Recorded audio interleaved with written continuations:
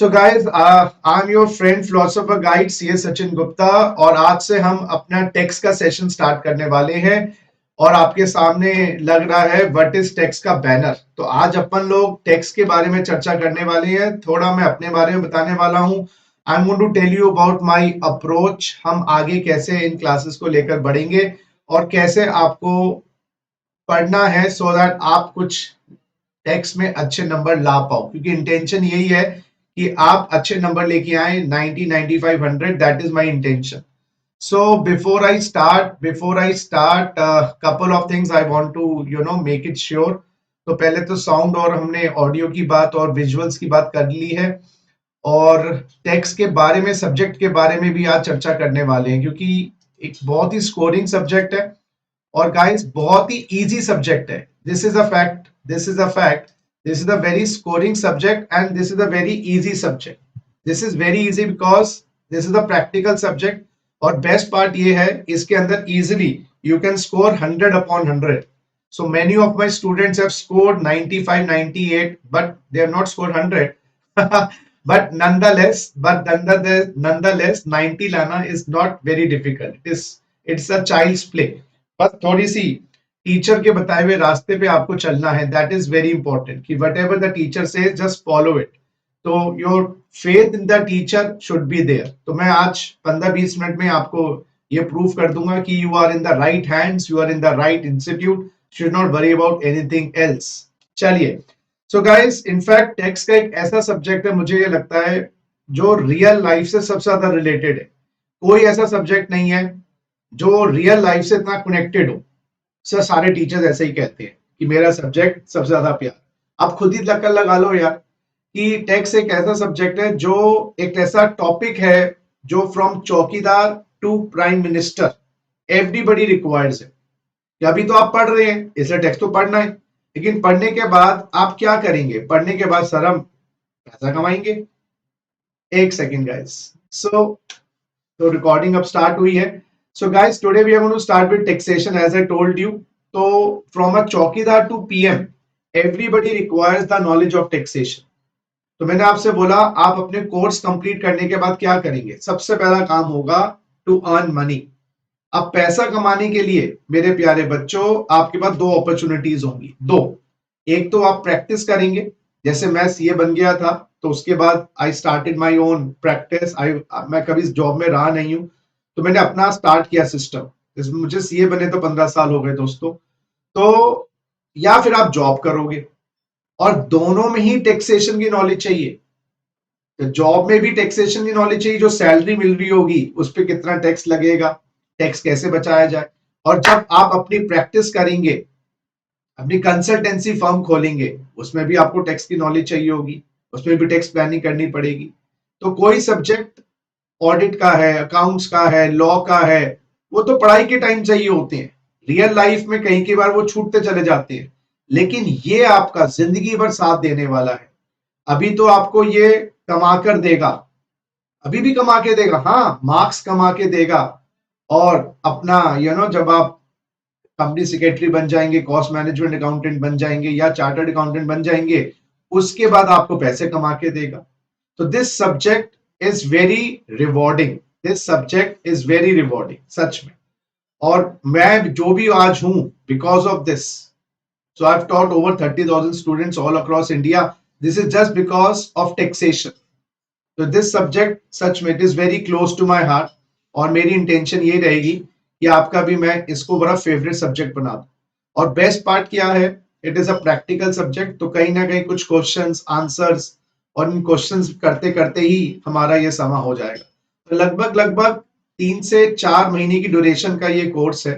3 से 4 महीने का ये ड्यूरेशन का कोर्स है। मैं एक बार कुछ व्हाइट बोर्ड भी अपना शेयर कर रहा हूँ आप लोगों के साथ। I am also sharing across my white board. तो एक बार मेरा व्हाइट बोर्ड दिखाई दे जाए तो प्लीज देख लीजिए, मुझे बताइएगा कि क्या are you able to see my white board on your screen.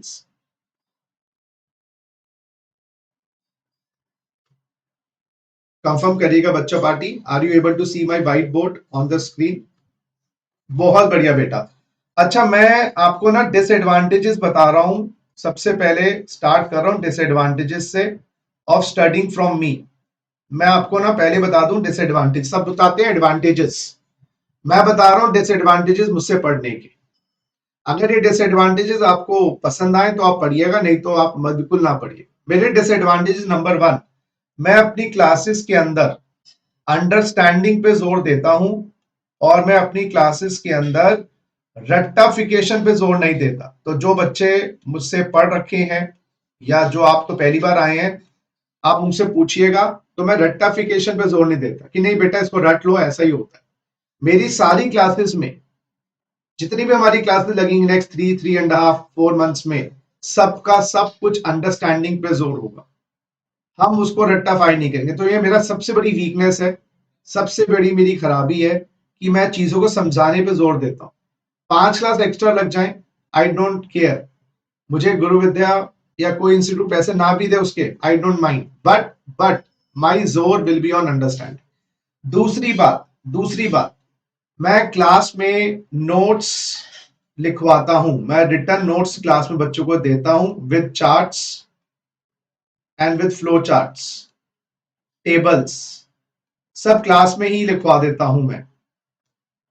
मेरे साथ प्रॉब्लम है, बुक की रीडिंग नहीं करवाता हूं मैं अनटिल अनलेस कोई थियोरेटिकल चैप्टर हो। बुक की रीडिंग नहीं करवाऊंगा मैं जब तक कोई थियोरेटिकल चैप्टर ना हो। तो मेरे साथ ये प्रॉब्लम है, मैं लिखवाऊंगा, आपके हाथ में दर्द हो जाए जब तक लिखवाऊंगा। मेरे साथ ये प्रॉब्लम है, मैं बुक की रीडिंग नहीं करवाता कि अंडरलाइन अंडरलाइन ऐसे बस पढ़ाते चले जाओ। कुछ टीचर्स ऐसे होते हैं जो बुक की रीडिंग करवाते हैं, बुक खोलते हैं, दिखाते हैं और टैं टैं टैं टैं, बच्चे सो रहे होते हैं, उनकी बला से उनको क्लास खत्म करनी है।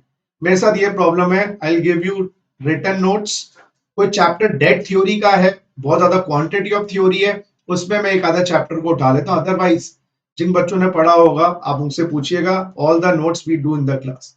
तीसरी बात तीसरी बात, मैं क्वेश्चंस प्रैक्टिस क्लास में करवा देता हूँ। क्वेश्चंस की जो प्रैक्टिस है वो मैं क्लास में करवा देता हूँ। तो मैं सेल्फ मेड क्वेश्चंस भी बहुत सारे देता हूँ। सेल्फ मेड क्वेश्चंस होते हैं मेरे क्लास के अंदर जो मैं खुद बनाता हूँ, और इन क्वेश्चंस को करना ही 90% सिलेबस को कंप्लीट करवा देता है। जो मेरे सेल्फ मेड क्वेश्चंस होंगे क्लास के अंदर वो 90% हो जाते हैं। तो एक मेरा बड़ा डिसएडवांटेज है कि मैं होमवर्क के लिए मिनिमम से मिनिमम चीजें छोड़ता हूँ, मैं क्लास में ही आपको 90% काम करवा देता हूँ। बाकी मैं उस टाइप का टीचर नहीं हूं कि बच्चे को क्लास में करवाएं 10% और घर में करवाने के लिए दे 90%, ना बाबा ना।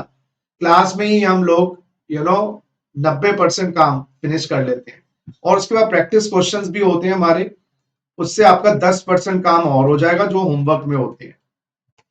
तो अगर आप वो हैं कि सर क्लास में कम पढ़ाओ, हम खुद ज्यादा पढ़ना चाहते हैं, तो हम मुझसे क्लास ना लें, क्योंकि फिर आप खुद पढ़ने वाले बच्चों की क्लास लेने की जरूरत ही नहीं है तुम्हें। तो मैं क्लास में ही क्वेश्चंस की प्रैक्टिस करवा दूंगा। हाँ जी, और क्लास में नोट दिलवा देंगे। चौथा मेरा डिसएडवांटेज है, मैं बोलता बहुत हूँ भैया, मुझे इंटरेक्शन चाहिए, I want interaction with my students, और जब बच्चे इंटरेक्ट नहीं करते तो मुझे नींद आने लग जाती है। तो मैं इंटरेक्शन करने वाला टीचर हूँ, जितना आप बोलोगे मैं 4 गुना बोलूंगा, जितना आप क्वेश्चंस पूछोगे मैं उसके 4 गुना आंसर दूंगा। मुझे बोरिंग क्लास बिल्कुल पसंद नहीं है। तो जिन बच्चों ने क्लास अटेंड कर रखी होगी, अगर वो चुप हो जाते हैं ना, मुझे लगे क्या भाई क्या बात हो गई, चुप हो क्यों हो गए।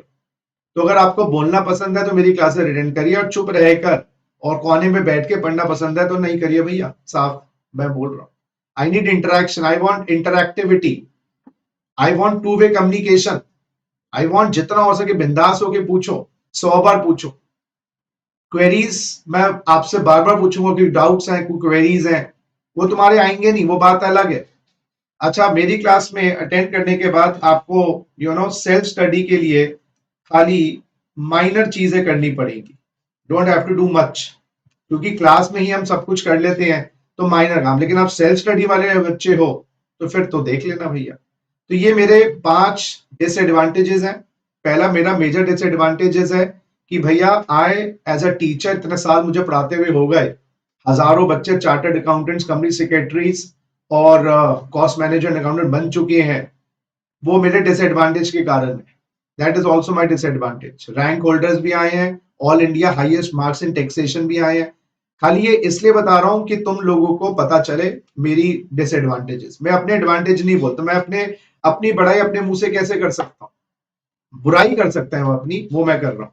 दूसरा, क्लास में ही notes, charts, flow charts, tables हम सब कर लेते हैं, क्लास में नोट्स बना लेते हैं। Questions, self made questions class में हम करते हैं, प्रैक्टिस करते हैं, थक जाओगे क्वेश्चंस कर करके, और 4-5 3-4 रजिस्टर तो भर जाएंगे पूरे इनकम टैक्स और जीएसटी मिलाकर, आपका इनडायरेक्ट टैक्सेस को मिलाकर। उसके बाद interaction, I want interaction with my students, I want two way communication, I just don't want a dull type of a thing जहां पर टीचर बोलते जा रहा है, बच्चे बैठे उबासियां ले रहे हैं, वो तो मुझे पसंद नहीं, ना मुझे खुद अच्छा लगता, ना मैं चाहता बच्चों से। और सेल्फ स्टडी है बिल्कुल माइनर के रूप में, मैं चाहता हूं कि आपकी सेल्फ स्टडी माइनर के रूप में हो। और सब आप लोगों का एग्जाम्स कब है? 2023 में, ये मान के चल रहा हूं, मैं ये मान के चल रहा हूं कि आप सब लोगों के एग्जाम 2023 में है।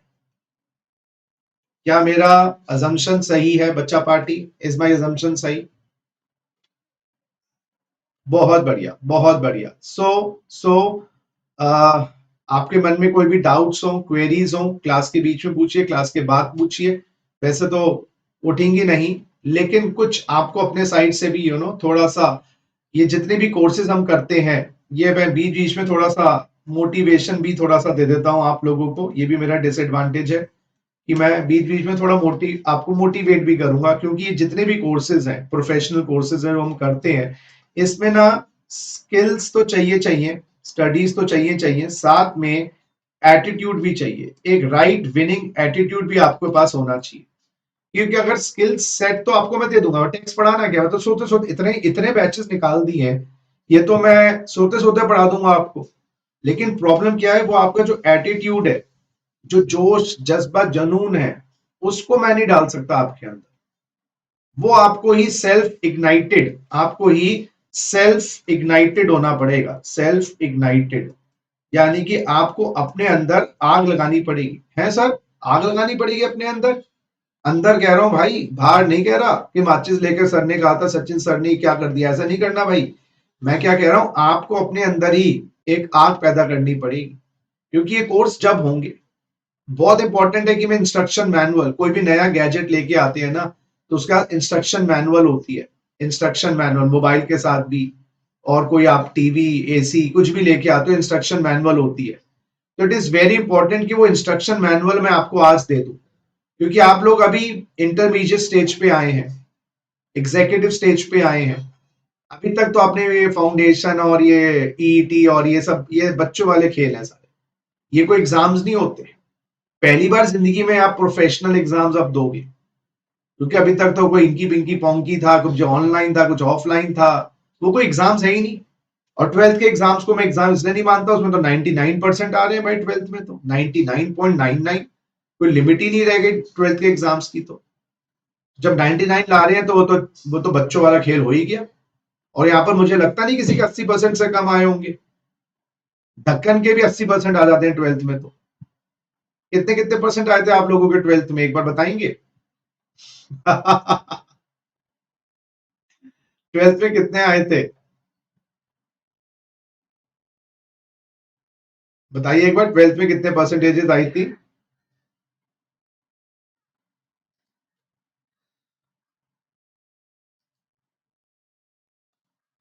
बताइए एक बार, जल्दी से सुने हम भी, 12th में बताओ बताओ, 12th में कितने परसेंटेजेस आई थी?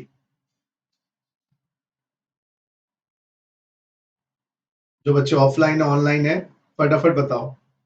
How much percentage did you get in 12th? 79। Good. और बाकी बच्चों के?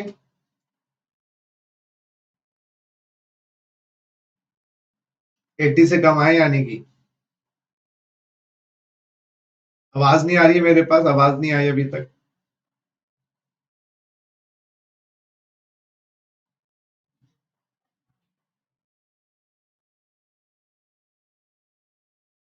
चलो, बहुत बढ़िया। तो कहने का मतलब ये है कि 12th का एग्जाम जो है, मैं उसको एग्जाम नहीं मानता।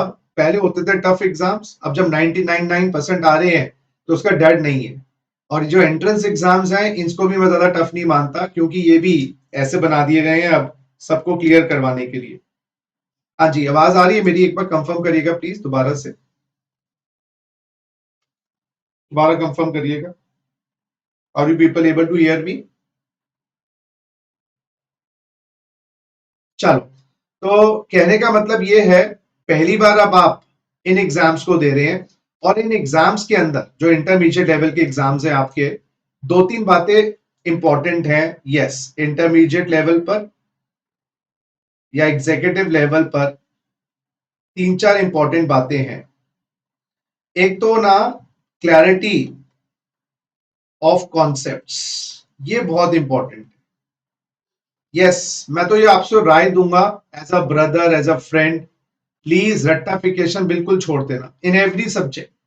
क्लैरिटी ऑफ द कॉन्सेप्ट्स बहुत इंपॉर्टेंट। क्वेश्चंस क्या होता है, कई बार घुमा फिरा के आते हैं और जिस बच्चे ने कॉन्सेप्ट को कर रखा है वो कभी भी भूलेगा नहीं। दूसरी बात, प्रेजेंटेशन एक्सपेक्ट्स भी बहुत इंपॉर्टेंट होते हैं पेपर के अंदर। प्रेजेंटेशन भी बहुत इंपॉर्टेंट होती है। एक छोटा सा एग्जांपल दूंगा मैं प्रेजेंटेशन के लिए। प्रेजेंटेशन के लिए जैसे इंटरव्यू के लिए आपने दो कैंडिडेट बुलाए हैं, अपने ऑफिस में इंटरव्यू के लिए दो कैंडिडेट बुलाए हैं। एक कैंडिडेट इंटेलिजेंट है लेकिन फटे पुराने कपड़े पहन के आया है, ऐसा लग रहा है 4 दिन से नहाया नहीं है, बाल बनाए नहीं है। और एक दूसरा कैंडिडेट एवरेज इंटेलिजेंस, एवरेज, लेकिन but he is very pleasant looking. हाँ जी, कुछ कह रहे हैं आप लोग? हाँ जी, और दूसरा कैंडिडेट एवरेज इंटेलिजेंस है और कहीं ना कहीं प्रेजेंटेबल है। तो which candidate will you select for the job? आपको बताना है, कैंडिडेट नंबर 1 या candidate number 2? Candidate number 1 intelligent and badly dressed, ऐसा लग रहा है 4 दिन से नहाया नहीं है, बांस भी आ रही है। और कैंडिडेट नंबर 2 एवरेज इंटेलिजेंस और well dressed, well mannered, well cultured. बताइए। बिल्कुल सही।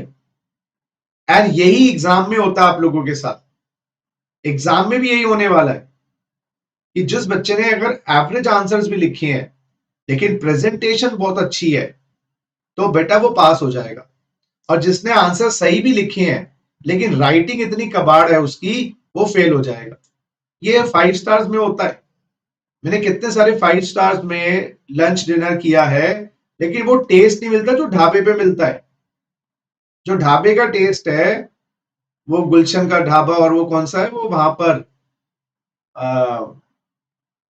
मुरथल में जाकर, तो वो जो टेस्ट है वो, हाँ बिल्कुल, तो वो टेस्ट नहीं मिलता 5 स्टार में। और 5 स्टार में 4-4 हजार रुपए दिए आते हैं, और ढाबों पे हम 500-800 रुपए देंगे खाली। तो फर्क प्रेजेंटेशन का है। तो प्रेजेंटेशन के पैसे होते हैं। आजकल हमारे लीडर्स भी तो देखो ना, आपको लग रहा है कि इन लीडर्स के अंदर बहुत ब्रेन है? लगता ही नहीं। ऐसा लगता है हमसे हमारे पास ज्यादा ब्रेन है, लेकिन इनकी प्रेजेंटेशन बहुत अच्छी है। लीडर्स को देख लो। इसलिए बहुत इंपॉर्टेंट है प्रेजेंटेशन एग्जाम में। और प्रॉब्लम ये आती है, प्रेजेंटेशन इग्नोर कर देते हैं। तो we will be paying attention in the class में प्रेजेंटेशन ऑल्सो। तो क्लैरिटी ऑफ द कॉन्सेप्ट। तीसरा, क्लैरिटी को समझने के लिए नेसेसिटी वेरी इंपॉर्टेंट है कि वो प्रोविजन क्यों आया। क्योंकि अगर आपको यह पता चल जाए रीजन बिहाइंड अ प्रोविजन, तो आपको पॉइंट समझ आ जाएगा। जैसे एक छोटा सा एग्जांपल है, हमारा इनकम टैक्स एक्ट 1961 है जो हम पढ़ने वाले हैं। इनकम टैक्स एक्ट 1961, ये हमारा मेन एक्ट है इनकम टैक्स में। ये हिंदुस्तान में पहली बार कब आया, कुछ आइडिया है किसी को? इनकम टैक्स कब इंडिया में पहली बार लगाया गया था? 61 में तो लेटेस्ट है। जैसे कंपनीज एक्ट 13, उससे पहले कंपनीज एक्ट 56, उससे पहले कुछ कंपनीज एक्ट का 22 का या कुछ 21 का होगा। तो ऐसे इनकम टैक्स इंडिया में सबसे पहली बार कब आया, कोई बता सकता है? Anyone, just a wild guess. अंग्रेजों के जमाने में आया था, ये बात है कि इनकम टैक्स हिंदुस्तान में कब आया सबसे पहली बार। कोई वाइल्ड गेस करो। When was income tax introduce in India for the first time?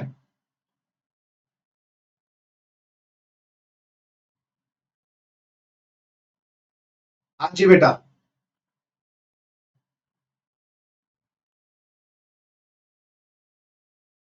थोड़ा माइक के पास आके बोलो, तो उससे मुझे ना क्लैरिटी आएगी, क्योंकि अगर आप दूर से बोलोगे तो वो इको में खास आवाज खत्म हो जाती है। थोड़ा माइक के पास आके बोलो।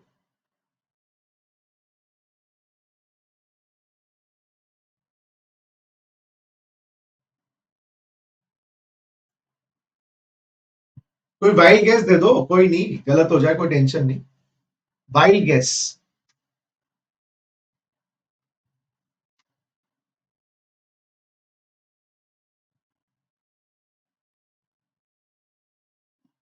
हाँ जी, कुछ भी गेस करो। ऐसे कोई 1910, 1920, कोई ऐसे साल बोल दो।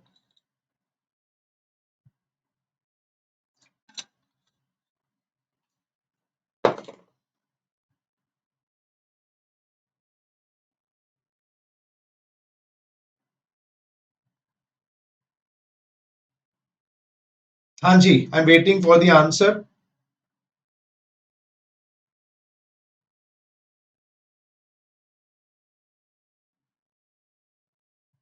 1950। मैं बताऊं, 1860। पहली बार हिंदुस्तान में इनकम टैक्स आया था 1860 में। लगभग लगभग 160 साल पुराना इनकम टैक्स है। अब मैं आपको दो तरीके से पढ़ा सकते हैं। कई टीचर बोलेंगे 1860 में आया, काम खत्म, आप रट लो, पास हो जाओगे। तो आपके ये कोर्सेज रटने से भी पास हो सकते हैं। लेकिन प्रॉब्लम ये है, फंसोगे कहीं ना कहीं। इसका रीजन समझ आ गया तो 1860 को रटना नहीं पड़ेगा। इसका रीजन क्या है कि 1860 में आया, 1880 में नहीं, 1910 में नहीं, 1840 में नहीं। इसका रीजन क्या है? क्योंकि रीजन समझ आ गया तो 1860 का जो नंबर है वो याद हो जाएगा। इसका रीजन है मंगल पांडे। मंगल पांडे। मंगल पांडे वो the first freedom fighter of India. इसने अंग्रेज सरकार के खिलाफ रेबेल किया था, विद्रोह किया था। ये हमारे हिस्ट्री में भी है। 1857 की पहली लड़ाई जंग जो आजादी की लड़ी गई थी, 1857 की बात है। और अंग्रेज सरकार को यह टेंशन हो गई कि अगर मंगल पांडे ने लगाई हुई आग पूरे हिंदुस्तान में फैल गई तो हमें भारत को छोड़ना पड़ेगा। तो बाहर से गोले बारूद, बंदूकें, यूरोप से सोल्जर्स मंगवाने थे। अब प्रॉब्लम ये होती है, उनके लिए चाहिए पैसा। तो ब्रिटिश गवर्नमेंट ने उस टाइम पे, फाइनेंस मिनिस्टर थे जेम्स विल्सन। फाइनेंस मिनिस्टर थे जेम्स विल्सन। जेम्स विल्सन ने 1860 के अंदर इनकम टैक्स इंट्रोड्यूस किया। तो इससे क्या होता है, हमें लिंक कर पाते हैं 1857 में वो रिवॉल्ट किया था उन्होंने, और उस रिवॉल्ट को क्रश करने के लिए 1860 में जेम्स विल्सन जो फाइनेंस मिनिस्टर थे उस वक्त ब्रिटिश गवर्नमेंट में, उन्होंने इंट्रोड्यूस किया इनकम टैक्स। तो चीज वही है। अब इसके पीछे का रीजन बता दिया तो आपको चीज समझ आना स्टार्ट हो गई। और जब चीज समझ आ जाती है ना, वहां पर उसको याद करने के लिए प्रयत्न नहीं करना पड़ता, वो ऑटोमेटिक याद हो जाती है। एक और एग्जांपल देकर समझाने की कोशिश करूंगा कि मैं क्या कहना चाहता हूं। आपने ये पढ़ा होगा, इनकम टैक्स एक अमाउंट तक नहीं लगता। बताइए वो अमाउंट क्या है? इनकम टैक्स एक अमाउंट तक नहीं लगता, वो अमाउंट क्या है? रफ एस्टिमेट दीजिए, शायद उसका आइडिया हो। एक अमाउंट तक इनकम टैक्स नहीं लगता, बताइए बच्चों। What is that exemption limit up to which there is no income tax?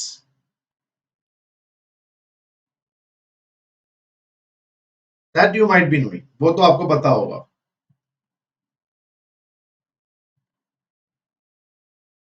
Both offline and offline students let me know. 2.5 lakh रुपए, बहुत बढ़िया यार, वेरी गुड। वो एग्जेम्पशन लिमिट है बच्चे, एग्जेम्पशन लिमिट है बच्चे, 2.5 लाख रुपए। अब आप बताएं, मैं आपको रटवा देता हूं, 2.5 लाख की एग्जेम्पशन लिमिट है, बात खत्म, रट लिया। लेकिन 2.5 लाख की लिमिट क्यों है?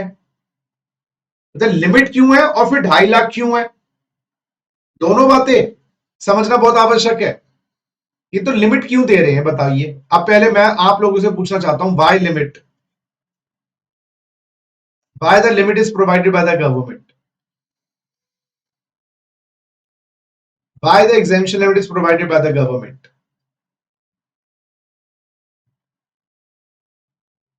सोच के बताओ। एग्जेम्पशन लिमिट गवर्नमेंट क्यों देती है?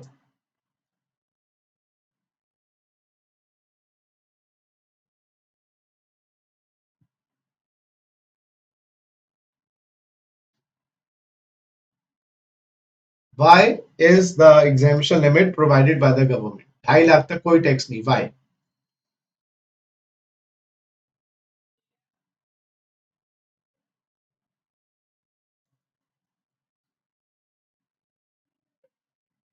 हाँ जी, फटाफट आंसर दो।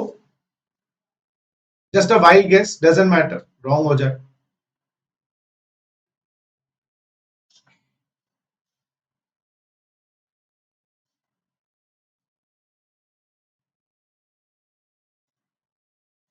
माइक के पास बोलो बेटा, माइक के पास आके बोलना पड़ेगा।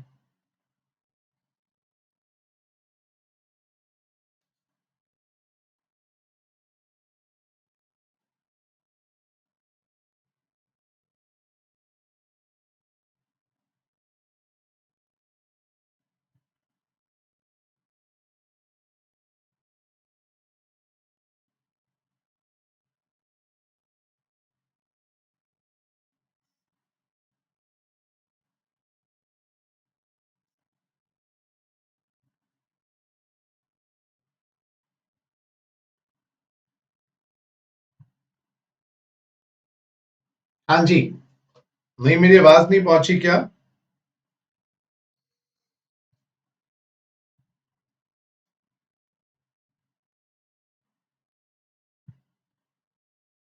ट्राई तो करो एक बार, you can try, just give it a try.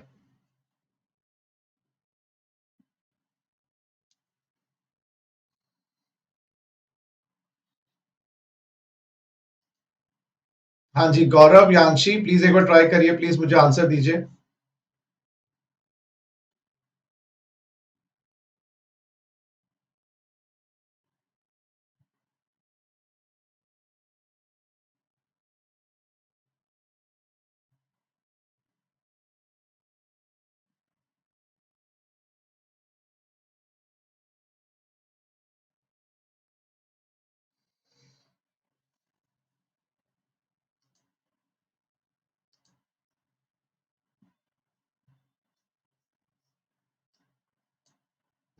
Mic के पास आके बोलना पड़ेगा बेटा, माइक के पास थोड़ा सा ना आवाज इको आ रही है, तो कम नियर द माइक।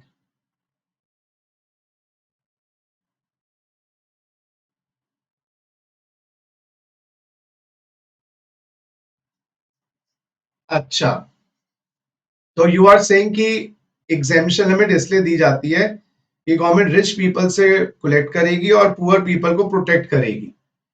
लेकिन मेरा एक काउंटर क्वेश्चन आप ही से, अब माइक के पास रहिएगा, काउंटर क्वेश्चन ये है, ये एग्जेम्पशन लिमिट तो सभी के लिए, ये रिच के लिए भी है, पुअर के लिए भी है। हाँ, ये है बेसिक नीड्स के लिए, ये बेसिक नीड्स के लिए।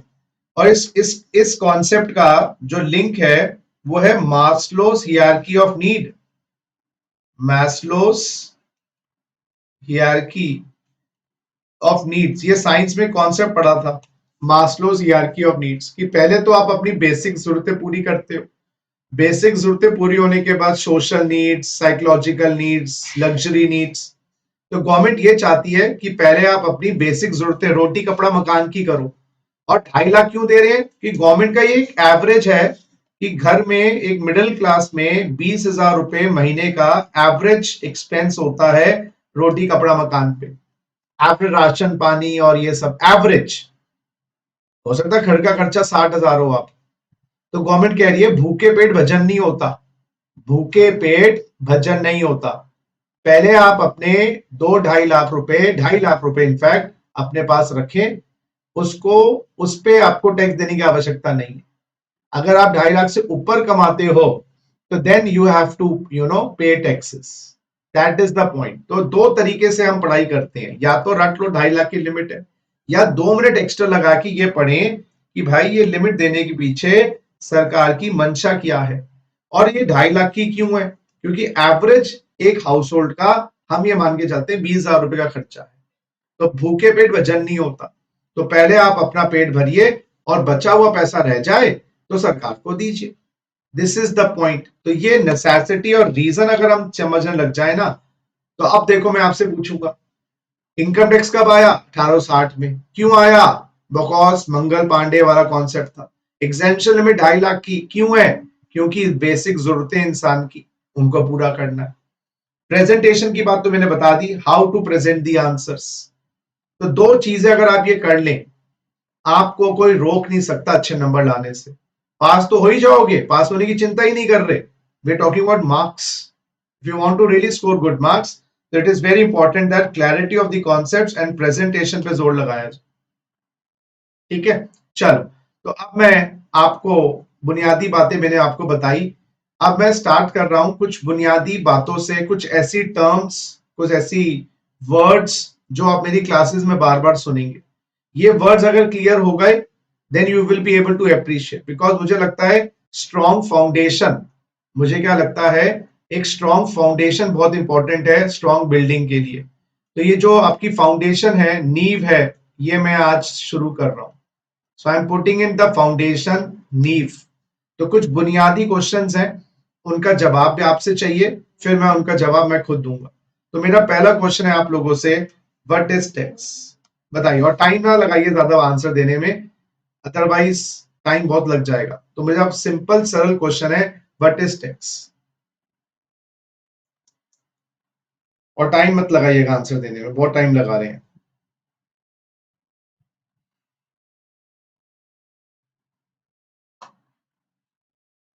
जो ऑनलाइन वाले बच्चे हैं वो तो आंसर फटाफट माइक में दे सकते हैं, ऑफलाइन वालों को थोड़ा सा मुझे पता है।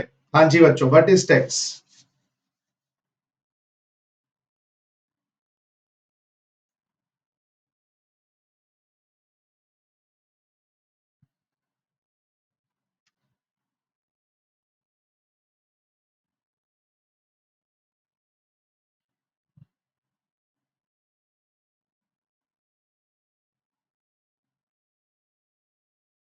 हाँ जी, तो इसका आंसर जो है सिंपल सरल आंसर है।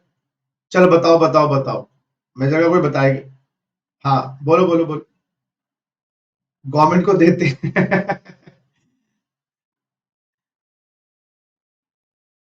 अब वो तो बेसिक नीड्स तो आप अपनी पूरी कर लो, 2.5 लाख रुपए दे तो रहे हैं आपको सरकार, कह तो रही है कमाई करोगे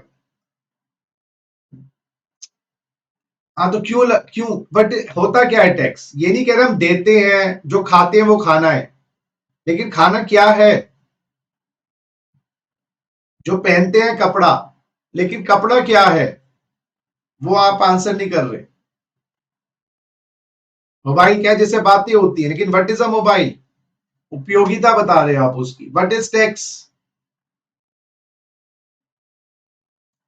लो जी, टैक्स है लगान। ये एक आमिर खान की मूवी भी आई थी, टैक्सेस आर लगान।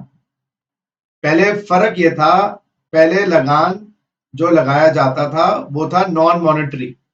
हाँ जी, लगान was, my dear friends, non monetary. Non monetary. किसान फसल का हिस्सा देता था, और जो कुम्हार है वो घड़े बना के सरकार को दे देता था। कोई नाचने वाला है तो वो एक डांस परफॉर्मेंस कर देता था। तो पहले नॉन मॉनेटरी थे टैक्सेस, लेकिन क्योंकि जब से करेंसी सिस्टम आया है तो टैक्सेस मॉनेटरी हो गए हैं। तो टैक्सेस का जो डेफिनेशन है वो ये है, taxes are, my dear friends, लिखना है अपने नोट्स में। पहले तो लिखिए व्हाट इज टैक्स, फिर लिखिए compulsory charge imposed by the government under any law। Taxes जो है guys, compulsory charge imposed by the government under any law। Compulsory means taxes are mandatory. Taxes are mandatory, optional नहीं है, not optional. अगर optional होते ना, कसम से हिंदुस्तान में एक भी बंदा टैक्स नहीं देता, तो टैक्सेस आर मैंडेटरी, देने ही देने हैं, ऑप्शन नहीं है। चार्ज में आपको मॉनेटरी और नॉन मॉनेटरी, मॉनेटरी चार्ज, क्योंकि पहले लगान लगता था वो नॉन मॉनेटरी था, लेकिन जो ये चार्ज है मॉनेटरी चार्ज, करेंसी सिस्टम आ गया है, तो आपको रुपए में ऑनलाइन ऑफलाइन इस करके देना है। इम्पोस्ट का मतलब है लेवीड, इम्पोस्ट का मतलब है लेवीड, लगाया जाता है, लेवीड। हाँ जी, impose means levied, impose mean guys levied by the government. Government बोले तो मेरा क्वेश्चन ये आप लोगों से, सेंट्रल या स्टेट? बहुत बढ़िया, अभी मैं आपको रीजन भी बताऊंगा, आपने सही बताया, सेंटर एंड स्टेट गवर्नमेंट, बहुत बढ़िया। लेकिन अगर रीजन भी बताऊंगा, अगर मैं आपसे रीजन पूछ लूं आप बता नहीं पाओगे कि why centre and state, why both. Under any law, law means कानून, तो किसी कानून के अंतर्गत सरकार टैक्स लगाती है। टैक्स क्या है? एक कंपल्सरी चार्ज। दो तीन अहम बातें इस पे हम नोट करेंगे, पहले ये नोट कर लीजिए। So taxes are mandatory, optional, mandatory, monetary और नॉन मॉनेटरी, मॉनेटरी, लगाए जाते हैं बाय सरकार। कुछ गैर सरकारी लोग भी टैक्स लगाते हैं, जैसे वो क्या होता है, गुंडे हैं और अंडरवर्ल्ड, तो वो क्या लगाते हैं, प्रोटेक्शन मनी, बेड़ो तेरा गेम बजा देंगे, हफ्ता वसूली दे, वो कंपलसरी है अगर तुम्हारा गेम बजाने से बचना है। और मॉनेटरी है, मॉनेटरी है, किसी कानून के अंतर्गत, उनका अपना कानून है, लेकिन सरकार नहीं लगाती ना, वो गैर सरकारी बंदा है, तो आप देने से मना कर सकते हो, वो लीगल नहीं है, वो इलीगल टैक्स है, तो आप पुलिस पर कंप्लेंट कर सकते हो, कोर्ट में जा सकते हो। लेकिन वो बात अलग है, कोई हिम्मत करे ना करे। लेकिन यहाँ पर जो टैक्सेस की बात कर रहे हैं हम, लीगल टैक्सेस की बात कर रहे हैं, तो सरकार टैक्सेस लगाती है। इसके लिए बहुत इंपॉर्टेंट चीज है, हमें कॉन्स्टिट्यूशन के प्रोविजंस भी पता हो। Yes my dear friends, constitution में एक आर्टिकल है, कॉन्स्टिट्यूशन में आर्टिकल है 265, आर्टिकल 265 ऑफ द कॉन्स्टिट्यूशन, संविधान का आर्टिकल 265। क्या संविधान के प्रोविजन हमारे सिलेबस में? नहीं, संविधान के प्रोविजन बीच बीच में जहां आएंगे उनको मैं बताऊंगा, to improve your understanding of the concepts. तो आपने सही बोला, सेंट्रल और स्टेट गवर्नमेंट लॉ लाती है या कानून लाती है, टैक्स लगाती है, लेकिन क्यों सेंटर स्टेट? क्योंकि आर्टिकल 265 में लिखा है, no tax shall be levied in India except by authority of law. स्पष्ट लिखा है मेरे प्यारे बच्चों, हिंदुस्तान में कोई भी टैक्स नहीं लगाया जाएगा accept by authority of law. तो जब तक लॉ परमिट नहीं करेगा, यस मेरे प्यारे बच्चों, जब तक वो टैक्स हिंदुस्तान में नहीं लग सकता। ये साफ लिखा है आर्टिकल 265, हिंदुस्तान में अगर टैक्स लगाना है तो वो कानून की रजामंदी के बाद। अब आर्टिकल 246, एक और आर्टिकल, आप बच्चे लिख रहे हैं ना इसको?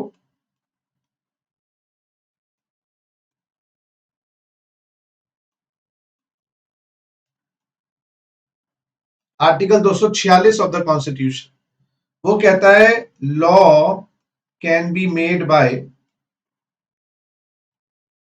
पार्लियामेंट और स्टेट लेजिस्लेचर। आ गई ना बात, कि कानून की बिना रजामंदी के टैक्स नहीं लगेगा। और कानून कौन बनाएगा? साफ लिख दिया, कानून कौन बनाएगा? पार्लियामेंट या स्टेट लेजिस्लेचर। पार्लियामेंट जो है उसका मतलब है सेंट्रल गवर्नमेंट, और स्टेट लेजिस्लेचर का मतलब है मेरे प्यारे बच्चे state government.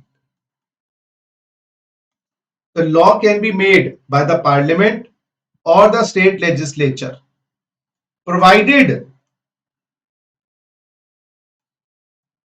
power is given to them.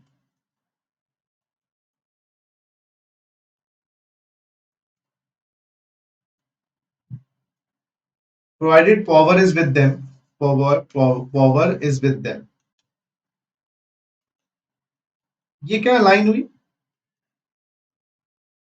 Power is with them.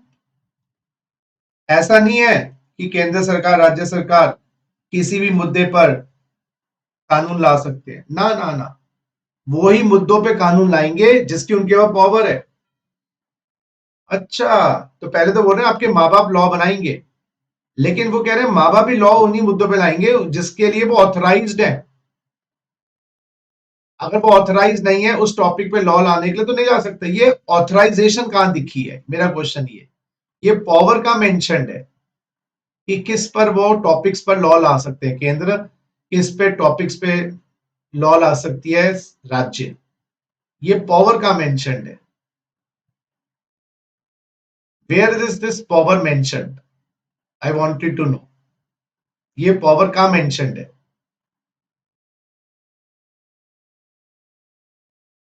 Where is this power mentioned?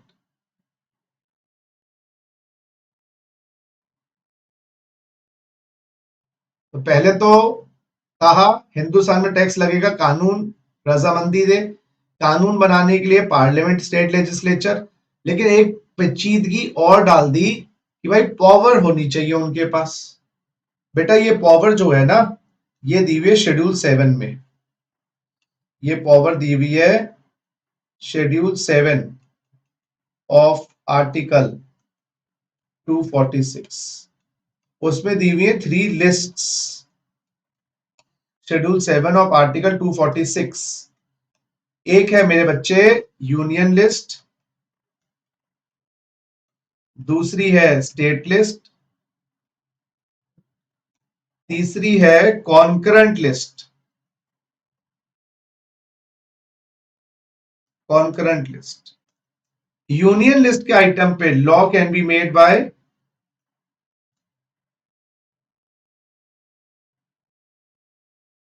Parliament.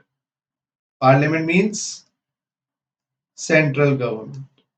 State list के आइटम पे law can be made by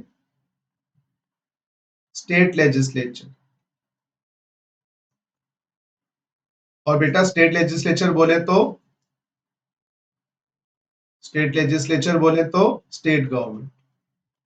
concurrent list में जो आइटम्स हैं,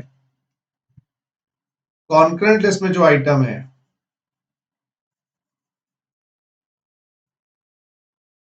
उस पे law can be made by both parliament and state legislature. तो concurrent list के ऊपर बोथ सेंट्रल गवर्नमेंट और स्टेट गवर्नमेंट मिलकर लॉ लेके आते। तो कुछ काम पिताजी के हैं, घर के लिए कमाना है हो गया मान लीजिए, या खाना बनाना हो गया। कुछ काम मम्मी के हैं, यानी कि खाना बनाना हो गया या कमाना हो गया। और कुछ काम जैसे बच्चों को स्कूल भेजना है वो मम्मी पापा मिलकर करते हैं। समझ गए? तो इसी तरीके से 3 अहम प्रोविजंस ऑफ द कॉन्स्टिट्यूशन मैंने बताए, जिनका मैं अभी रिकैप करेंगे, जिनका हम रिकैप करेंगे। कॉपी करिए पहले।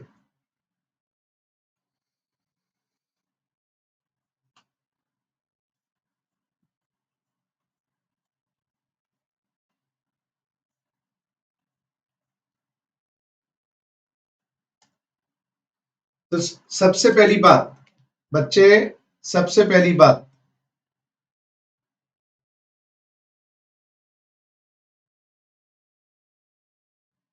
आ जाओ बच्चों, सबसे पहली बात हमने क्या पढ़ा कि भाई टैक्सेस जो होते हैं सरकार लगाएगी किसी भी कानून के अंतर्गत। अब फिर हमने ये पढ़ा, सुनो मेरी बात, कि भाई आर्टिकल 265 कहता है हिंदुस्तान में टैक्स लगाने के लिए सरकार की अनुमति चाहिए, कानून की अनुमति चाहिए। कानून बनाने की परमिशन मोदी जी। अच्छा, सेंट्रल गवर्नमेंट का मतलब मोदी जी हो गया आजकल तो, मोदी जी, ठीक है ना। और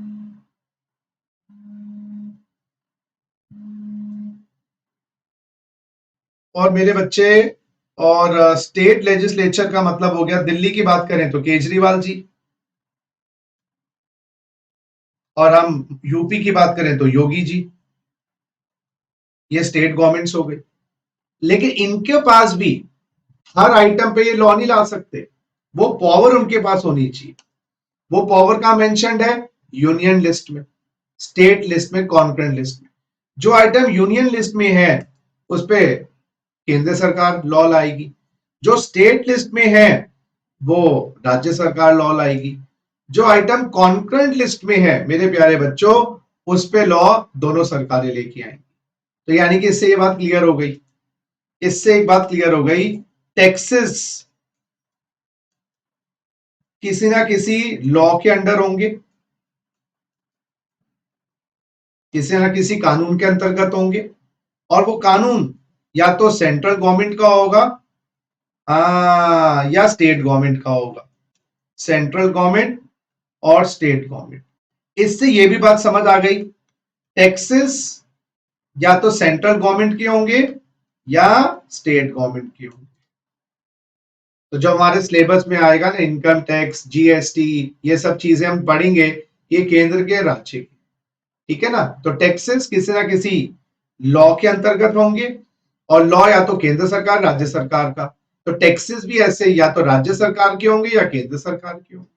तो कुछ टैक्स मोदी जी ने लगाए होंगे, कुछ टैक्स केजरीवाल साहब ने लगाए होंगे, कुछ टैक्स मोदी जी ने लगाए होंगे, कुछ टैक्स योगी जी ने लगाए होंगे, कुछ टैक्स आपके खट्टर साहब जो हरियाणा में है उन्होंने लगाए होंगे, कुछ टैक्सेस आपके मोदी जी ने लगाए होंगे।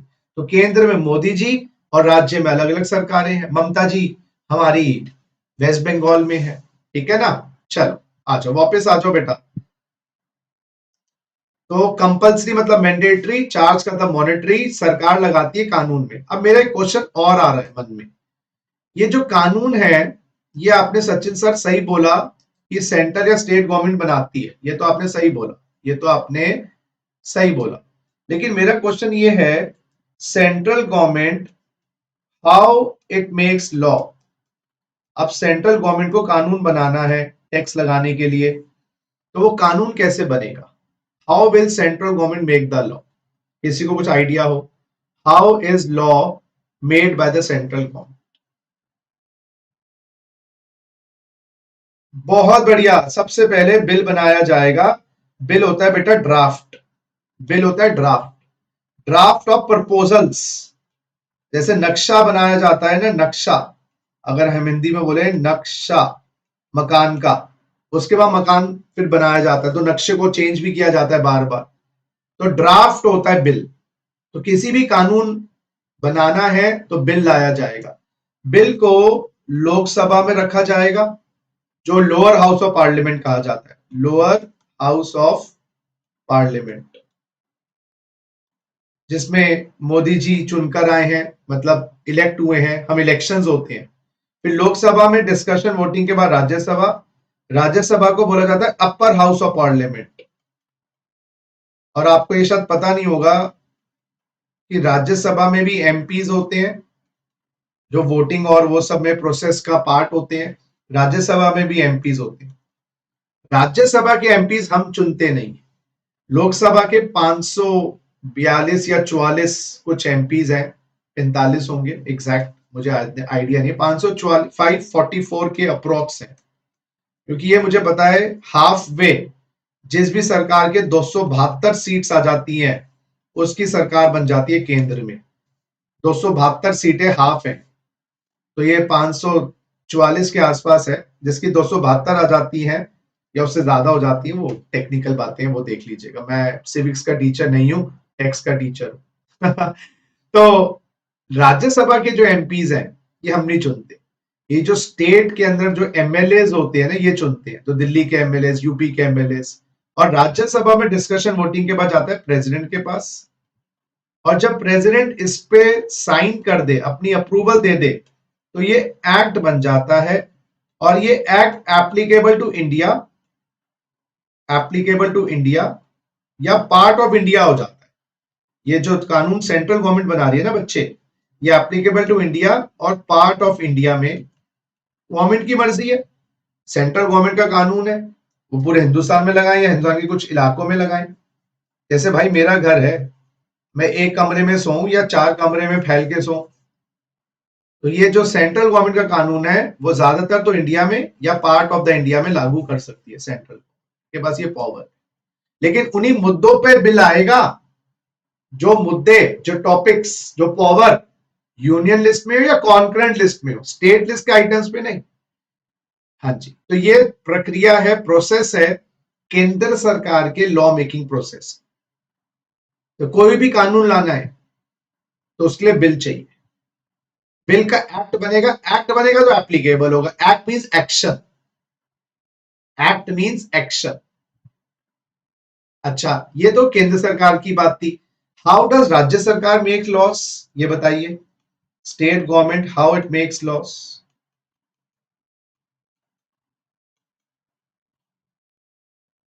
बहुत बढ़िया, ये भी बिल आते हैं, वही ड्राफ्ट।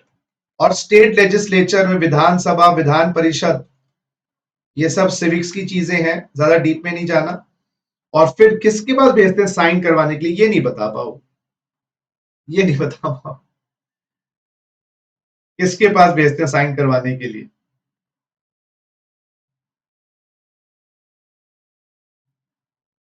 सेंट्रल बिल्स तो प्रेसिडेंट के पास जाते हैं, स्टेट बिल्स किसके पास जाते हैं?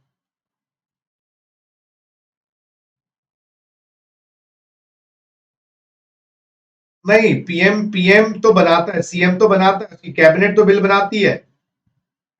जैसे पीएम है, प्राइम मिनिस्टर साहब बिल्स बनवाएंगे कैबिनेट के साथ, उनके अफसर लोग सब इन्वॉल्व होते हैं। तो बिल तो सेंट्रल गवर्नमेंट बना रही है ना, तो ऐसे स्टेट गवर्नमेंट बिल बना रही है, चीफ मिनिस्टर साहब हेड हो गए, तो वो कोई साइन करेंगे? साइन तो एक इंडिपेंडेंट पर्सन करना चाहिए ना, सो दैट चेक रहे। टीचर प्रिंसिपल से साइन करवाएगी, खुद ही साइन कर लेगी तो फिर बच्चा खुद ही साइन मार ले पेपर पे, फेल हो गए तो 100 में से 30 आए, लाल से लिखा हुआ है, खुद ही साइन मार लो, करते थे ना रिपोर्ट कार्ड पे। हम चाहते हैं कि इंडिपेंडेंट पर्सन साइन करे, उसकी भी नजर में आए। मुझे पता था तुम नहीं बता पाओगे। बताओ बच्चों। गवर्नर, गवर्नर साहब, हर स्टेट के गवर्नर होते हैं, गवर्नर होते हैं। गवर्नर जब साइन कर देते हैं, दिल्ली में चलता रहता है ना केजरीवाल साहब का, गवर्नर साहब का मीठी मीठी नोक झोंक, गवर्नर बिल वापस भेज देता है, साइन नहीं करता। या कुछ रीजन भी होते हैं, ऐसा नहीं है कि कोई हमेशा पॉलिटिक्स होती है। तो साइन करने के बाद वो एप्लीकेबल हो जाएगा। ये बता दो कहां एप्लीकेबल हो जाएगा? एप्लीकेबल इन द स्टेट या पार्ट ऑफ द स्टेट। तो दिल्ली गवर्नमेंट का अगर कानून है तो दिल्ली में लागू होगा ना, दिल्ली के कुछ हिस्से में लागू करेंगे, जनकपुरी में या विकासपुरी में या कल्याणपुरी में या मंगोलपुरी में। तो ये मेरे बच्चे स्टेट गवर्नमेंट के बिल बनाने की प्रक्रिया है, जो गवर्नर के साइन करने के बाद खत्म हो जाती है और एप्लीकेबल हो जाती है। तो जितने भी हमारे देश में लॉज हैं, है ना, आज सुनिए, अब वो कहीं ना कहीं इस प्रक्रिया से पास हुए हों। तो मैं क्या चाहता हूं, आज की क्लास के बाद लॉ, बिल, एक्ट, टैक्स, ये सारी बुनियादी टर्म्स तुम्हारे नस नस में घुस जाए। तो जब तुम्हें ब्लड निकले या कुछ भी हो, तो ब्लड की जगह क्या निकले बाहर? टैक्स। लोग बोले वाह यार बड़ा टैक्स है तेरे पास, rather than blood it should be tax. तो आप सोते जागते दिन रात एक ही जप करें, ओम टैक्स नमः, ओम टैक्स नमः, ओम टैक्स नमः। अच्छा, अब आपको लॉ और एक्ट में समझ आ गया। अब लॉ, एक्ट और टैक्स तीनों को थोड़ा सा एक बार इकट्ठा कर ले। Law versus act versus tax, तीनों में क्या फर्क है?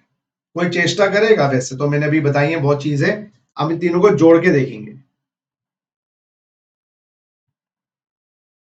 Law versus act versus tax, सबसे बड़ा शब्द कौन सा है इसमें? वाइडेस्ट, सबसे बड़ा शब्द। बहुत बढ़िया। लॉ से लॉ लगानी है। लॉ, लॉ मीन्स कानून, हिंदी में बोलते हैं कानून। Set of rules and regulations.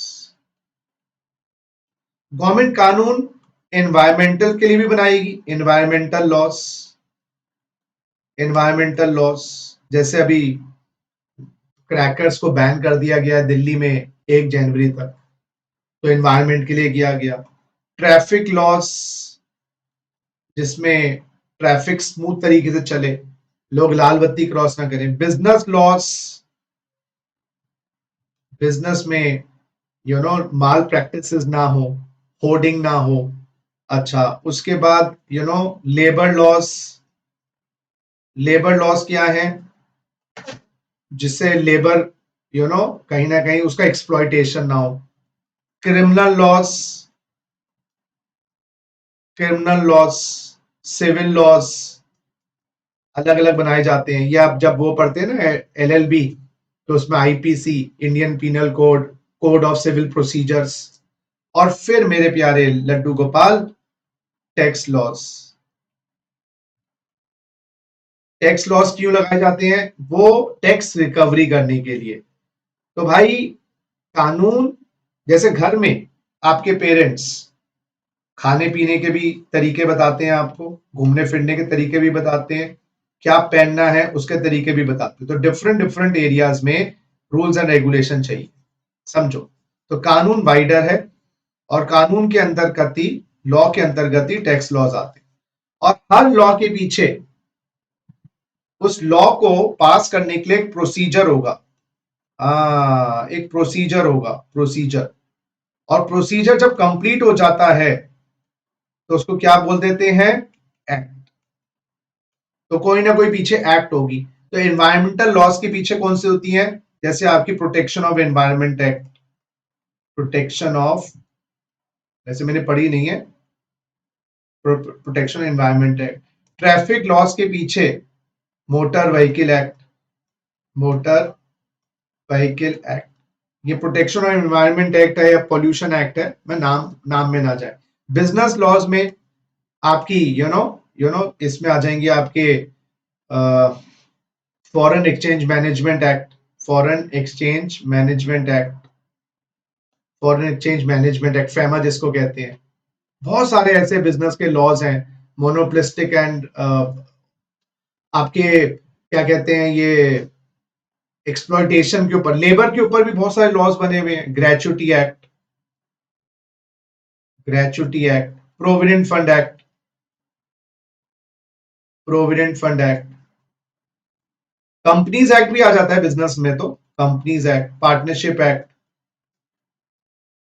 Partnership act, LLP act, ये सारे एक्ट्स। क्रिमिनल लॉज में आपके इंडियन पीनल कोड और ये सब। टैक्स लॉज के अंदर आपके income tax act, GST act, customs act, ये सब लिखिए जरा।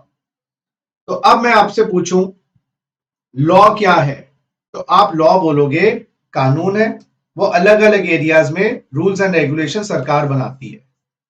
और फिर मैं पूछूंगा एक्ट क्या है? एक्ट है बेटा उस लॉ को बनाने का प्रोसीजर। और जब प्रोसीजर कंप्लीट हो जाता है, और एक्ट रिटन है, written form, passed by the parliament, passed by the state legislature, वो एक्ट है। और टैक्स क्या है? It is a part of law, जो रिकवरी ऑफ टैक्स के लिए बनाई जाती है। तो सबसे बड़ी चीज लॉ क्या है? रूल्स एंड रेगुलेशंस, कानून। और एक्ट क्या है? उस कानून को पालन करने के लिए बनाया हुआ गीता, बाइबल, है ना, गुरु ग्रंथ साहिब, कुरान, ये सब हमारी रिलीजियस एक्ट्स हो गई। ये हमारी एनवायरमेंटल एक्ट्स, ट्रैफिक एक्ट्स, ये सब बनाई गई हैं। और टैक्स क्या है? उसको रिकवरी के लिए। चलिए, कॉपी हो गया बच्चों? एक बार हाँ ना का जवाब दीजिए। कॉपी हो गया तो एक बार हाँ ना का जवाब दीजिए।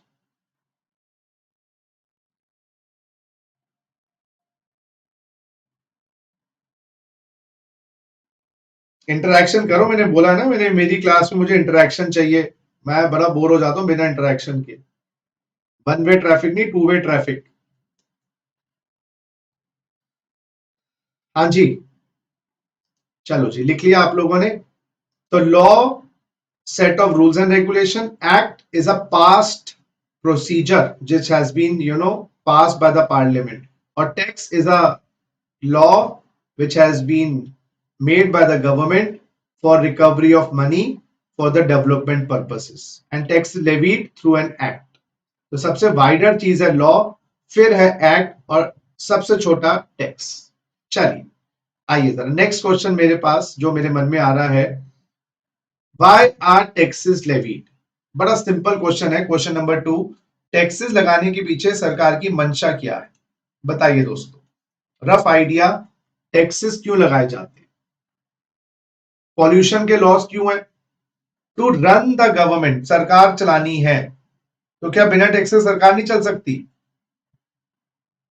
सरकार बिजनेस कर ले, पैसा कमा ले, तेल बेच ले, जैसे गल्फ कंट्रीज हैं तेल बेच के पैसा कमा लेती है, वो टैक्सेस नहीं लगाते ज्यादातर। तो गवर्नमेंट चलाने के लिए आप रेलवे चलाओ, एयरलाइन चलाओ, चला लो, बिजनेस कर लो, लेकिन आपको पता ही है जहां गवर्नमेंट बिजनेस करती है वही बंटाधार।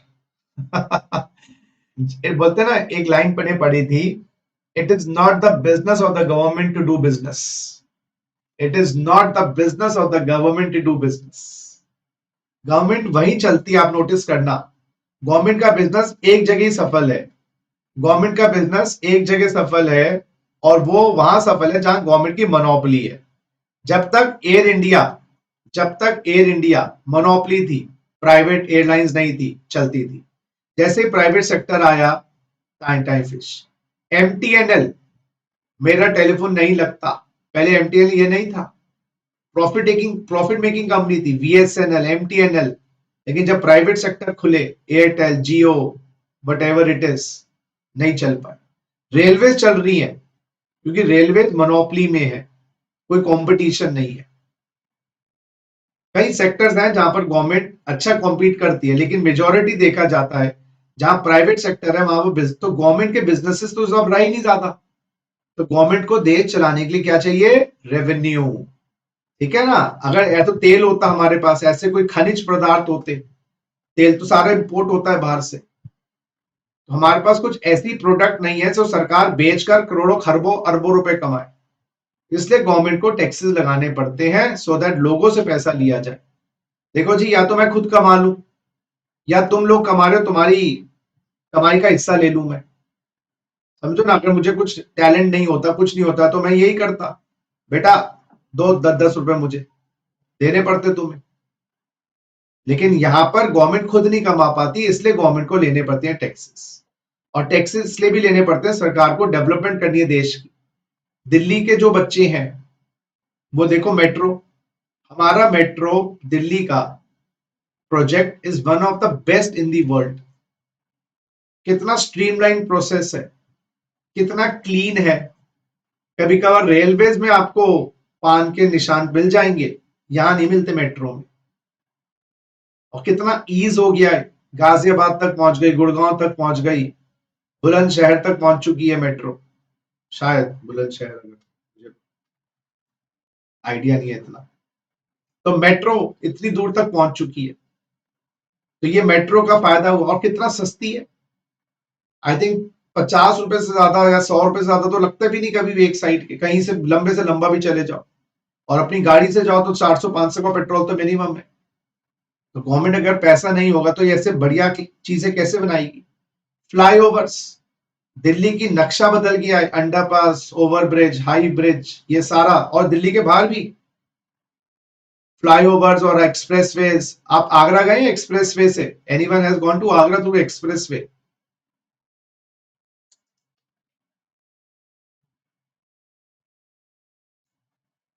नहीं गए कोई। हाँ, तो 3 घंटे में 150 किलोमीटर के आसपास है शायद आगरा, या 100 किलोमीटर के आसपास है, जो भी है, पहुंच जाते हैं फटाफट। तो इतना फायदा है। तो गवर्नमेंट को पैसा नहीं मिलेगा तो ये चीजें कैसे मिलेंगी? और सोचो अगर ट्रैफिक पोजीशन अभी इतनी खराब है, ये flyovers, underpass, over bridges, highways और ये सब नहीं बनते तो क्या हाल होता। फिर एजुकेशन, सरकारी स्कूल, एनीवन फ्रॉम केंद्रीय विद्यालय और government school, anyone of you from a government school और अ केंद्रीय विद्यालय? हाँ जी, कोई बच्चा है? हाँ, तो आप फीस देखो कितनी कम होती है। और मुझे याद है वैक्सीनेशन के टाइम पे हमने जब गवर्नमेंट स्कूल देखे, तो दिल्ली के मैं बात कर रहा हूँ, इट वॉज वेरी गुड। टेबलें भी अच्छी थी, बिल्डिंग भी अच्छी थी, प्राइवेट स्कूल के मुकाबला दे रहे थे। और प्राइवेट स्कूल की फीसें कितनी है? 12-12 हजार, 15-15 हजार। और गवर्नमेंट स्कूल की एजुकेशन की फीस तो 1000 रुपए से ज्यादा ही बोल रहा हूं मैं, 500 रुपए से भी कम होती है। तो टैक्सेस एक बहुत ही अच्छे कॉन्सेप्ट के रूप में सरकार लगाती है। हमें ना एज आदत पड़ गई क्रिटिसाइजिंग द गवर्नमेंट, इस देश में कुछ नहीं है हमें शुरू से। लेकिन देखा जाए तो बहुत अच्छा है देश हमारा, इतनी सस्ती एजुकेशन है, ऐसे अस्पताल होते हैं, मेडिकल सर्विसेज होती हैं जो सरकार प्रोवाइड करती है, हेल्थ। कोविड की वैक्सीनेशन लगवाई होगी आप लोगों ने, लगवा लिए सबने, है ना? हाँ, तो उसके अंदर भी फ्री में लगवाई होगी। 800-900 रुपए तो दिए नहीं होंगे। मैंने भी पहली वाली तो लगवाई थी फ्री में, दूसरी वाली के लिए पेमेंट करी थी। कुछ तो हमारा प्रति योगदान जाए। तो पॉइंट इज, सरकार को पैसा नहीं मिलेगा तो कैसे होगा? सरकारी अस्पताल, सरकारी डिस्पेंसरियां, पल्स पोलियो प्रोग्राम सब फ्री में है। बहुत बहुत कम पैसे देने पर। और पल्स पोलियो तो फ्री की ड्रॉप्स हैं ये बच्चों को जो मिलती है। इतना प्यारा बच्चा लग रहा है यहाँ पर।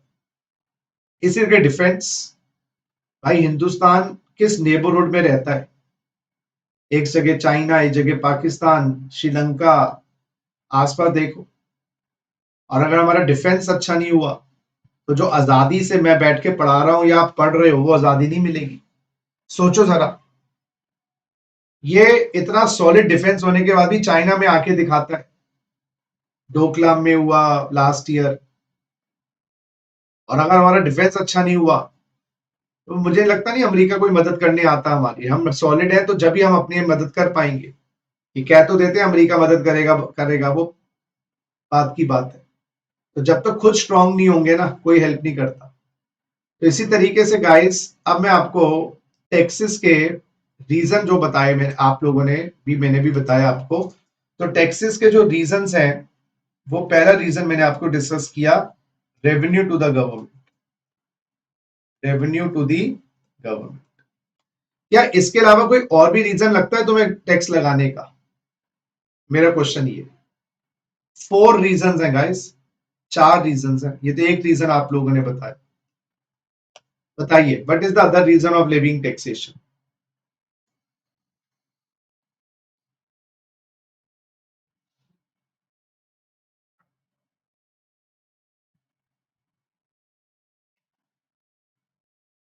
पब्लिक वेलफेयर बेटा रेवेन्यू में ही आ गया ना।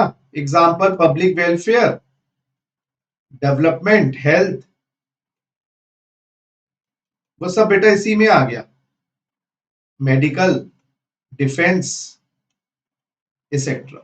देश की बढ़ोतरी, देश की प्रगति। और बताओ, कम अगेन।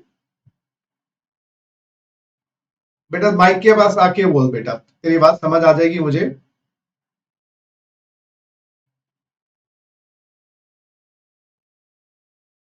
हाँ, redistribution of wealth, very good. Redistribution of wealth. ये आपने ना रॉबिन हुड की कहानी सुनी होगी।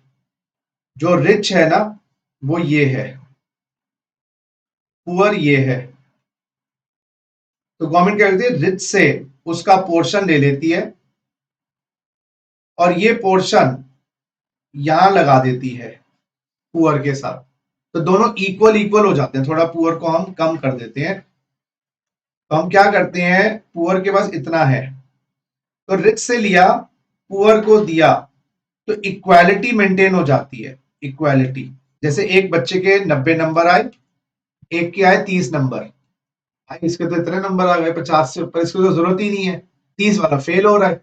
तो इससे को मार्क्स में भी काश ऐसा हो जाए, इससे 20 नंबर ले लिए, 20 नंबर इसके जोड़ दिए, तो ये भी 50 हो गया, ये 70 हो गया, तो दोनों में इक्वालिटी आ गई। तो गवर्नमेंट क्या करती है, अमीरों से लेकर गरीबों को प्रोवाइड करती है फैसिलिटी, तो रीडिस्ट्रीब्यूशन ऑफ वेल्थ हो जाता है। रॉबिनहुड वाली कहानी, रॉबिनहुड अप्रोच आपने शायद सुनी होगी, रॉबिनहुड की कहानी। रॉबिनहुड पांडे नहीं बेटा, वो तो मूवी में था रॉबिनहुड पांडे। तो रॉबिनहुड वाली जो कहानी वो यही होती है, एक सेकेंड बच्चों, तो रॉबिनहुड वाली कहानी यही होती है कि हम रीडिस्ट्रीब्यूशन ऑफ वेल्थ कर पाते हैं टैक्सेस के माध्यम से। ये फैक्ट है, अमीर आदमी पे 35 से 40% का टैक्स का बर्डन पड़ता है, गरीब आदमी पे 5%, 15%, 20% इतना बर्डन पड़ता है। तो रीडिस्ट्रीब्यूशन ऑफ वेल्थ भी होती है। Very good, very good. और कोई रीजन टैक्सेस लगाने के, और कोई रीजन टैक्स लगाने के आपके जहन में हो?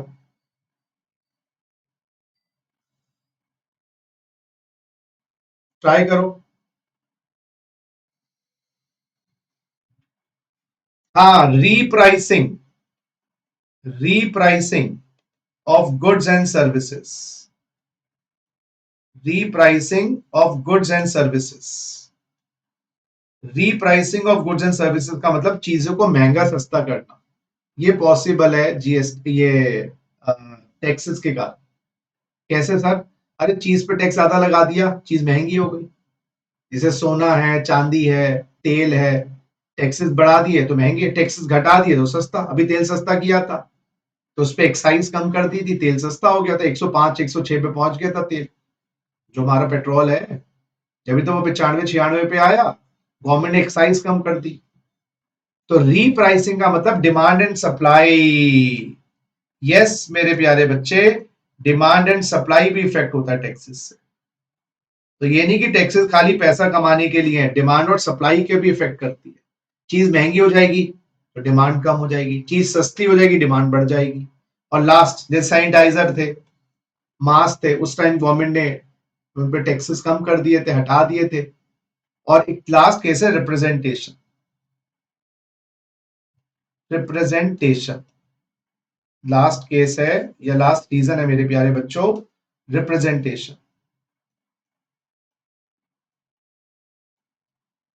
रिप्रेजेंटेशन का क्या मतलब है?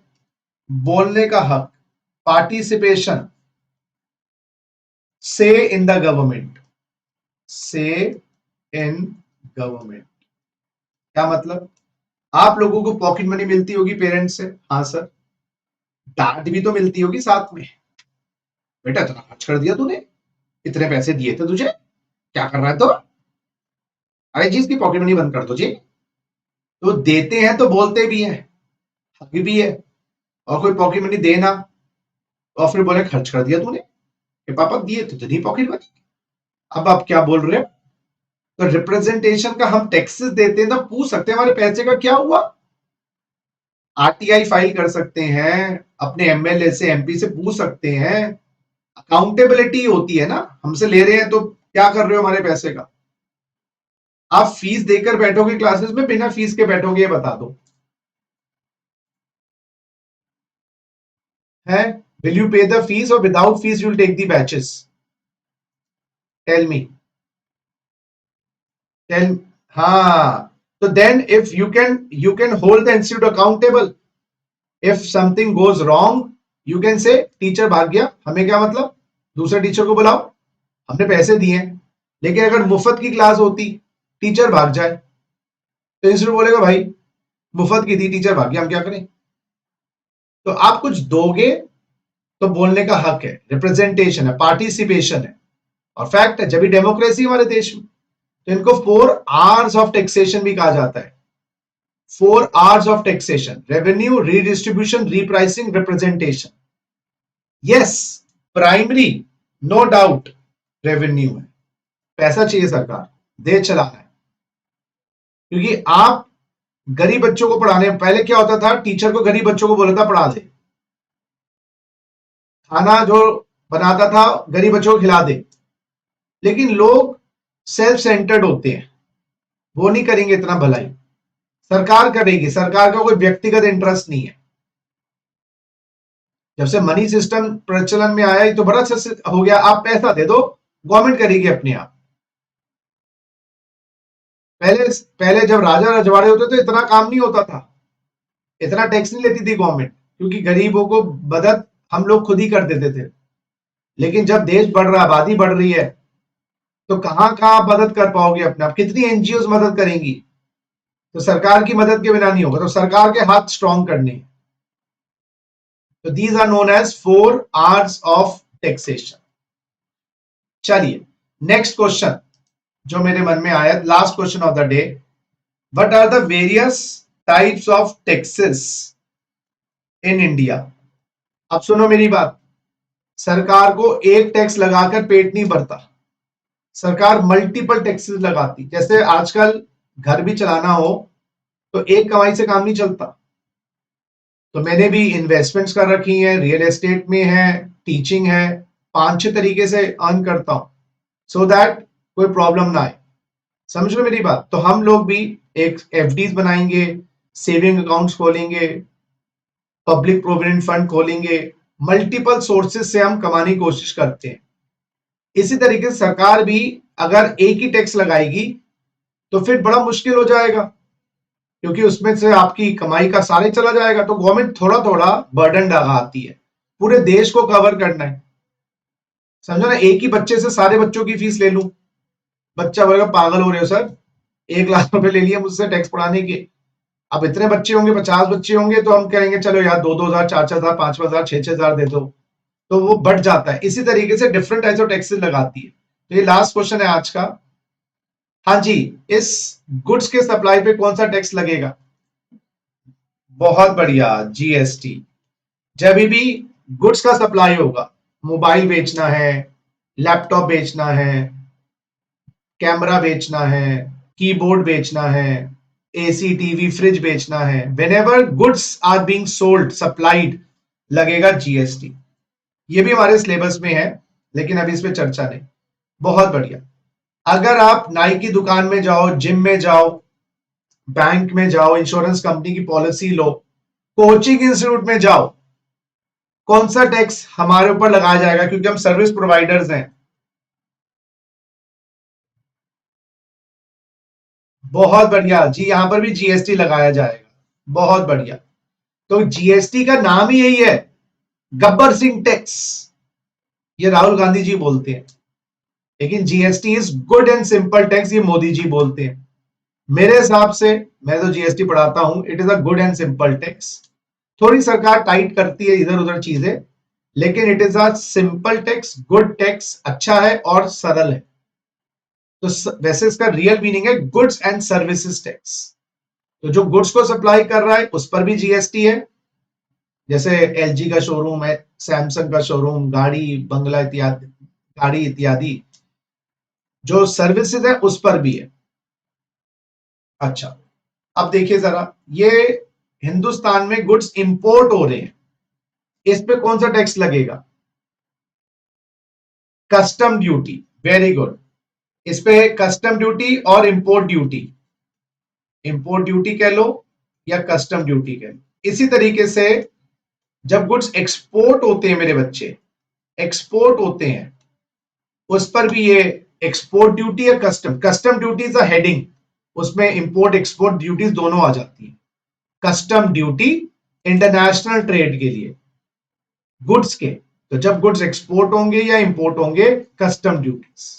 एक्सपोर्ट पे गवर्नमेंट थोड़ी नरम दिल होती है, क्योंकि फॉरेन एक्सचेंज मिलती है, अन्यथा इंपोर्ट पे तो लगती है। और last but not the least, last question of today, income पे कौन सा टैक्स लगता है। बहुत बढ़िया, इनकम पे लगता है इनकम टैक्स। सो गाइस, ये हमारे विभिन्न विभिन्न प्रकार के टैक्सेस हैं, जो हम आगे वाली क्लासेस में समझने वाले हैं। आज जो हमने किया उसको 2 मिनट लगा के we are going to revise.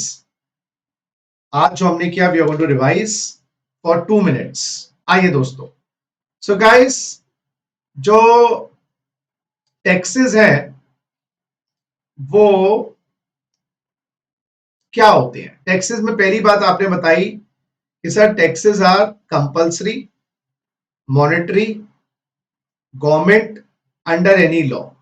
और फिर मैंने आपको कुछ बातें बताई, क्या कि मैंने आपको बताई कि भाई 265 कहता है कि भाई टैक्सेस लगाए जाएंगे बाय द लॉ। 246 कहता है law can be made by centre और स्टेट। और शेड्यूल 7 कहता है सेंटर की कौन कौन से लॉ की पावर है, स्टेट की कौन सी, और कॉन्करेंट में दोनों। आगे जाके डिस्कस करेंगे कौन सा टैक्स यूनियन लिस्ट का है, कौन सा टैक्स स्टेट लिस्ट का है, वगैरह वगैरह। उसके बाद फिर मैंने बताया टैक्स या लॉ कैसे बनाया जाएगा बाय द केंद्र सरकार। Bill Lok Sabha Rajya Sabha president. और राज्य सरकार कैसे बनाएगी, बिल स्टेट लेजिस्लेचर गवर्नर। फिर हमने ये बात करी। उसके बाद मैंने कहा law versus act versus tax. Law सबसे ब्रॉडर चीज है, कानून अलग अलग एरियाज में, और हर कानून के पीछे एक्ट होगी, हर कानून के पीछे एक्ट होगी। और टैक्स एक पार्ट ऑफ द लॉ है, टैक्स एक पार्ट ऑफ द लॉ, जैसे environmental loss, traffic loss, business loss, ठीक है ना। और फिर हमने बात करी reasons of taxation, 4 Rs: revenue, redistribution, repricing, representation. Revenue, redistribution, repricing, representation, 4 Rs। Primary revenue, और सबसे पहले मैंने आज चर्चा करी अपने क्लासेस के अंदर अपने कुछ कमियों की, मेरे अंदर बचपन से है ना। मैं जब सीए करता था, जब भी मैं इनको ही फॉलो करता था, क्लास के notes, understanding, and that is the reason for whatever success I have today. That is just because I try to understand the things, however long it takes. It is very important to understand the things. Notes हाथ से लिखे हुए होते हैं तो exam में revise करना it become so easy. Self made questions class में हम करेंगे, प्रैक्टिस के लिए 10% काम छोड़ेंगे। I want the classes to be interactive, and I want कि आप घर में जब जाएं तो माइनर सा काम करना पड़े, 10 15 20 मिनट आपको लगे। और इन सब कोर्सेज को करने के लिए मैंने आपको पहले बता दिया, पढ़ाई से ज्यादा एक सेल्फ मोटिवेशन, सेल्फ इग्नाइटेड, अंदर से एक आग, जोश, जज्बा, जुनून अगर आप में है तो आप ये कोर्सेज को सक्सेसफुली कर पाएंगे। और अगर आपका अंदर का जो जोश है, जज्बा, जुनून वो है ही नहीं, जबरदस्ती कर रहे हैं, पापा कहते हैं बड़ा नाम करेगा इस कारण, तो आप सक्सेसफुल नहीं हो पाएंगे। लिखवा के ले लीजिए, क्योंकि all this courses require mind over matter. All this courses require mind over matter.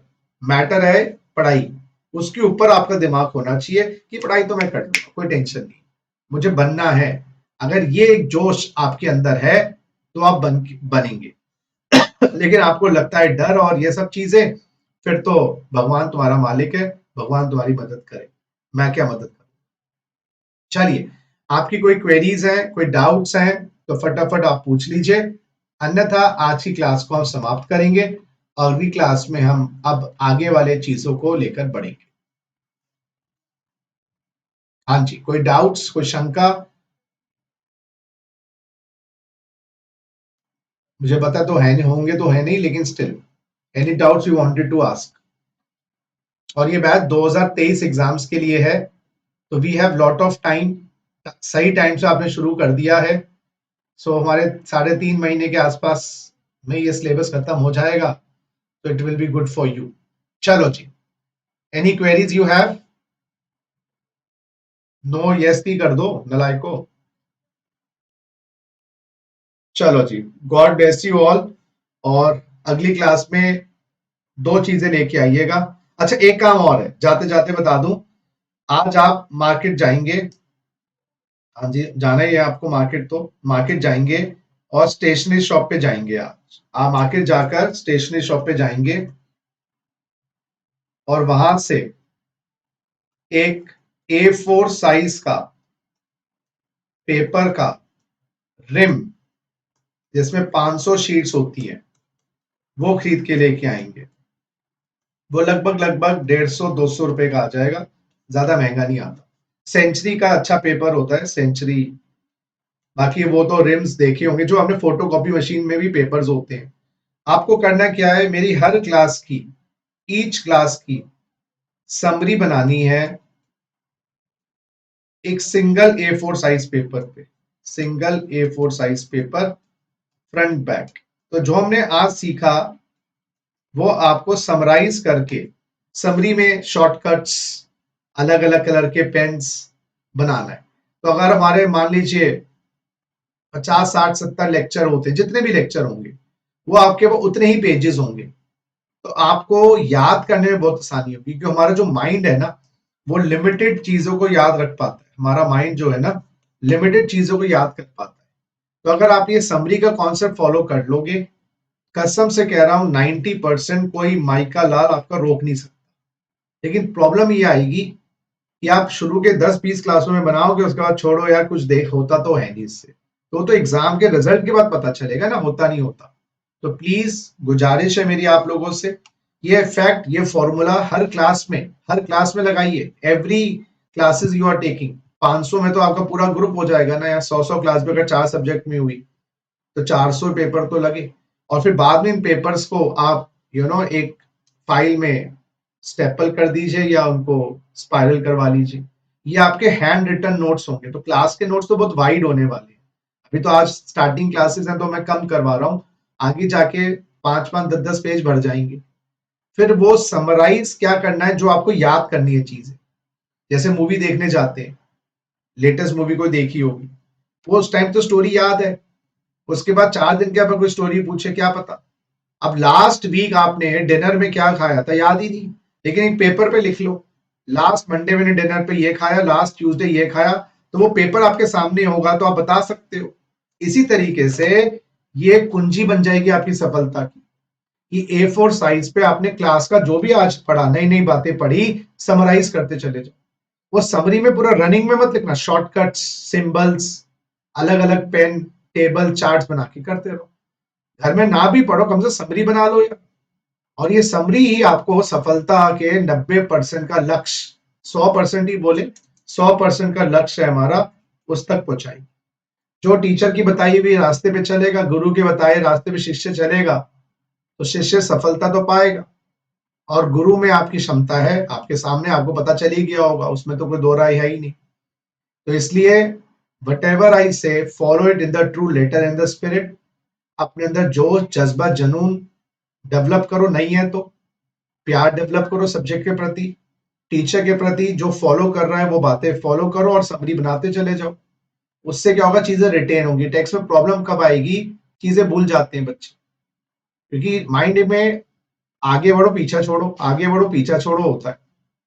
तो वो लिखते चले जाओगे तो छोड़ा ही नहीं ना आपने उसको। चलो, तो इसी बात पर मैं आज की क्लास खत्म करता हूँ। आई होप आप लोगों को पसंद आया हो। मुझे तो हमेशा ही पढ़ा के अच्छा लगता है, दिल बाग बाग हो जाता है मेरा तो पढ़ाकर। आप लोगों को भी अच्छा लगा हो, और नहीं भी लगा हो तो अच्छा लग जाएगा, don't worry. Take care, God bless you.